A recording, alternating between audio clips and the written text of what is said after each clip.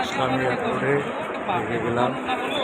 অনেক মানুষ ঘোরা করে দেখি কেমন লাগে, আসলে সব মনে বুঝি না, অনেক স্বপ্ন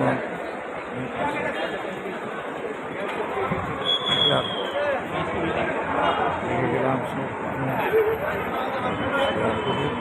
ঘুরে গেলাম, এখন দেখি কি অবস্থা, ভিডিও নিয়ে যায় মানুষ সবার সব ভালো লাগে। দেখা যাক কি হয়, এই আর কি।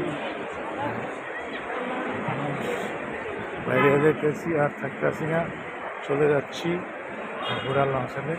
দেখা যাক কী হয়, ইনশাল্লাহ আবার কোনো সময় আসবে, আল্লাহ ভাগ্য দিতে পারবে ইনশাল্লাহ।